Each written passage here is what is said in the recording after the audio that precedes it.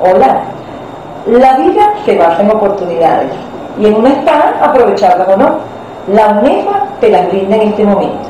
Tienes tus clases virtuales para que puedas reforzar los conocimientos que ya adquiriste en clase.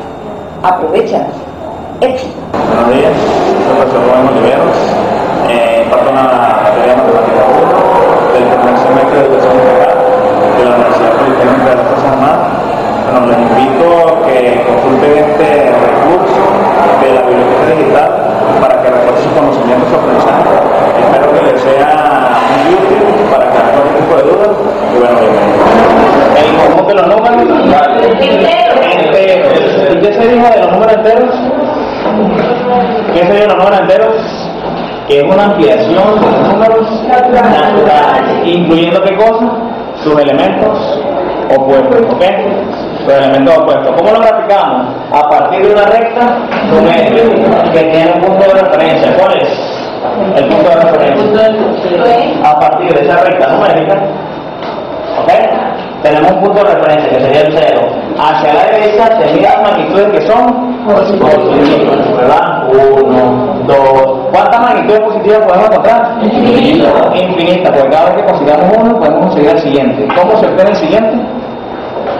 A partir del anterior agregándole una unidad, ¿ok? Entonces, así obtenemos lo siguiente y tenemos infinito. Pero también a partir de ese punto de referencia tenemos magnitud, ¿verdad? Que empezamos a ampliar con el sistema de los naturales para los enteros, ¿ok? ¿Por qué surge esta necesidad? Porque nosotros en la vida cotidiana tenemos lo que se llaman deudas, ¿verdad? Para la cuestión del comercio y para tomar referencias a partir de un punto de partida cuando bajamos o agarramos hacia la izquierda. Entonces, hacia la izquierda tenemos las mismas magnitudes, pero con signo contrario, es decir, los elementos opuestos, ¿verdad? O negativos. Entonces tendríamos el menos 2, ¿cuántas vamos a obtener? ¿Cuántos números negativos vamos a tener? Infinitos. ¿Y cómo se obtiene? A partir de cada uno de los números se le va a sumar su opuesto o se le va a restar una unidad. Por ejemplo, 1 menos 1 me genera el 2, 2 menos 1 me genera el 3 y así sucesivamente, ¿ok? Que no es más que una suma de opuestos, de elementos opuestos. 4 va a tener infinito también, ¿verdad? Entonces, por lo tanto, la cantidad es infinitamente, ¿verdad? Va creciendo ¿de cuánto? De 1 en 1, ¿verdad? Y además de esto, decíamos que todo número a la izquierda de otro siempre va a ser menor que ese otro número, ¿verdad? Eso con respecto a la ampliación de los naturales para los números enteros. ¿Qué tipología tenían los números enteros? La z, ¿verdad? Pero esa z será normal así, no, se le agrega una especie de sombra. ¿Por qué? Para diferenciarlo de la z normal que nosotros conocemos del alfabeto o el abecedario que nosotros tenemos en castellano, ¿ok? Entonces se representa así, y siempre se va a representar entre llaves. Todos los conjuntos numéricos se representan entre llaves. ¿Puedo enumerar todos los elementos? ¿Podré enumerar todos los elementos del conjunto de los números enteros? No los puedo enumerar. ¿Por qué? Porque ya dijimos que son infinitos, ¿verdad? Entonces, aquí nosotros podemos enumerar solamente una parte. Entonces, por extensión nunca se puede colocar todo. Podemos decir menos 2, menos 1, referencia 0, 1, 2, y ellos crecen infinitamente, ¿ok? Nunca puedo colocarlos todos. Entonces siempre, cada vez que ustedes vean una z, esta es la definición por comprensión que se le dice al conjunto de los números enteros. Por extensión, solamente podemos colocar una porción. Por ejemplo, que nos digan los números que estén entre 15 y 20, ¿verdad? Solamente eso puedo enumerar. ¿Cuáles serían? 16, 17, 18 y 19, si no me incluyen el 15 y el 20, ¿ok? Ahora sí dicen que sean menores o iguales entre 15 y 20, ahí sí puedo contar el 15 y el 20 también, ¿ok? Entonces, eso con respecto a esto. Luego de esto, ¿qué dijimos? Introducimos una definición nueva. ¿Cuál es? La del valor absoluto, ¿verdad? Porque el resto de propiedades se cumplían ¿para qué cosa? Con respecto a los naturales, ¿verdad? Ya las demás propiedades se cumplían. Tenemos que la operación suma, la resta y la multiplicación son operaciones internas. Es decir, que son cerradas, que cada vez que operamos dos números enteros, mediante una suma, me va a generar otro número entero. No necesariamente, puede ser positivo, puede ser negativo. Pero va a caer dentro del mismo conjunto que son los números enteros. Luego, si restamos además de eso dos números enteros, su resultado va a quedar dentro de los números enteros. Puede que tome ellos mismos o puede que sea otro, pero dentro del mismo sistema de los enteros. ¿Okay? Si multiplicamos también ocurre lo mismo, pero si dividimos, ¿la operación será interna? No es interna, ¿verdad? No es interna, porque para fallar para un caso, para todos. Se les puede colocar una evaluación, verificar o decir, yo les coloco como un enunciado. La división para los números enteros es interna, o es una operación cerrada. Ustedes van a decir, ¿será verdadero o será falso? Es falso, ¿verdad? ¿Por qué es falso? Por ejemplo, ustedes agarran dos números enteros, los más facilitos, 1 y 2. Al dividirlo entre 2, ¿su división me da entera? No me da entera, ¿verdad que no? Como el dividendo es menor que el divisor, ¿qué ocurre? Tenemos que completar acá con un 0 y agregar un 0 acá, ¿verdad? Y verifico, y ahora sí, busco un numerito que al multiplicarlo por 2 me da 10, ¿cuál es? El 5. 2 por 5, 10 a 10. ¿Ok? ¿Qué ocurre? ¿Me está generando al dividir dos enteros, 1 entre 2? ¿Me está generando otro entero? No. Me está generando un número decimal. Por lo tanto, la operación ya no es cerrada. Entonces, ¿qué se le decía? Hay un caso posible donde esa operación sí va a ser interna, haciendo una restricción. ¿Cuál era? Cuando el dividendo es múltiplo del divisor. Es decir, que si hay caso posible, pero en general la operación es cerrada. No, solamente para unos casos que ocurre que la división me va a generar otro entero, pero no siempre va a ocurrir así. No siempre ocurre así, por eso se les colocó esa nota ahí, esa observación final.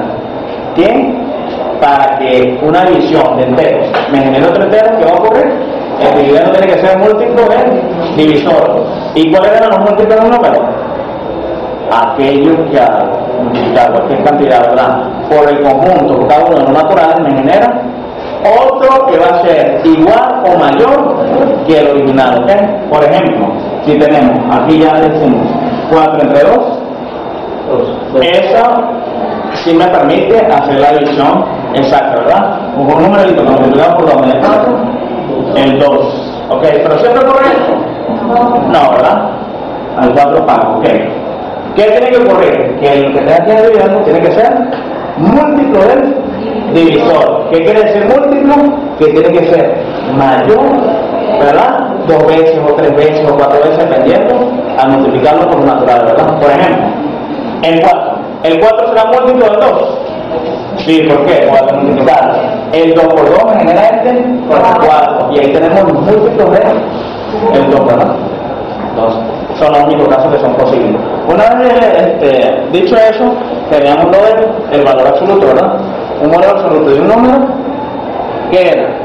O el valor absoluto de todo número me dice ahí que es siempre positivo, ¿verdad? Y hay dos posibles condiciones: cuando el número es mayor igual que 0, cuando el número es menor igual que 0. ¿De dónde surge esa definición? Eso es por la necesidad de qué cosa. Surge ese valor absoluto porque esto se necesita medir, ¿verdad? Y a partir de un sistema de referencia, aun cuando se mida hacia la izquierda o se mide hacia abajo, las distancias no son negativas, ¿verdad? Las distancias no son negativas. En términos de magnitud, tienen la misma distancia. Este 1 de acá, este 1 de acá, ¿verdad? Tomamos una cinta métrica, o cualquier elemento para medir, y al medir la unidad o la cantidad de aquí a acá es igual de aquí a acá, ¿ves? Y eso lo podemos verificar con la medida. ¿Que tenemos un punto de referencia? Sí, tenemos un punto de referencia, pero aún así, ¿la medida va a ser negativa? No va a ser negativa. Esto es tomando las condiciones como cuando nosotros estamos graficando o cuando vamos a pagar una deuda que necesitamos comprar algo, ¿verdad? Comprar un televisor y no tenemos el dinero suficiente. ¿Qué ocurre? Lo apartamos, ¿verdad? Desde el punto de vista físico, ¿esa cantidad negativa existe? No, solamente desde el punto de vista abstracto, solamente nuestro pensamiento, ¿verdad? Nosotros pagamos lo que tenemos, quedamos debiendo cierta cantidad. ¿Qué ocurre? Nosotros podemos visualizar esa cantidad negativa. nos la imaginamos, ¿verdad? Desde el punto de vista abstracto sabemos que debemos algo. Pero ¿qué ocurre? Hasta que no recibo el dinero, ¿verdad? Desde el punto de vista físico ya, lo puedo tocar, no lo puedo cancelar. Entonces, esas cantidades negativas surgieron, ¿por qué cosas? Por deudas. A partir del punto de referencia, por las deudas, los saldos de deudas que nosotros podemos tener.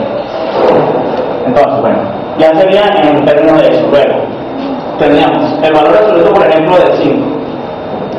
El valor absoluto no es más que la medida o magnitud de esta cantidad, ¿verdad? El 5, si lo ubicamos acá, 3, 4, 5. ¿Hacia qué parte del eje de ese eje numérico o la recta numérica está? ¿Hacia la derecha o hacia la izquierda? Hacia la derecha. Hacia la derecha todas las cantidades como son positivas, ¿verdad? Entonces ya estamos allá. Esto es positivo, ¿verdad? Y aparte, el número 5 que está aquí es positivo, ¿verdad? Pero ahora hará falta multiplicar o colocar este signo acá. No hace falta, porque por más me da, más me quedaría como 5. Ya tenemos esa cantidad. Pero en el caso contrario, lo que decíamos ayer, si tomamos la cantidad que sea menos 5, menos 3, menos 4, si es menos 5, ¿okay? El valor absoluto es menos 5. ¿Qué ocurre? La cantidad está hacia la parte negativa, ¿verdad? Desde mi punto de referencia. Recuerden que solamente el 0 es como un punto de referencia. ¿Okay? Entonces tenemos el menos 5.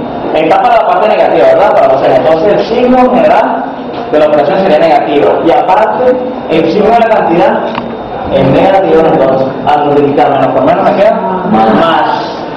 ¿Qué cosa? 5. Entonces generalizamos al final ayer, ¿verdad? ¿Qué dijimos ayer al final? Que el valor absoluto de cualquier número siempre es positivo. ¿Por qué? Aquí tienen el porqué. ¿Okay? Desde el punto de vista matemático, ¿okay? Y desde el punto de vista geométrico, ¿okay?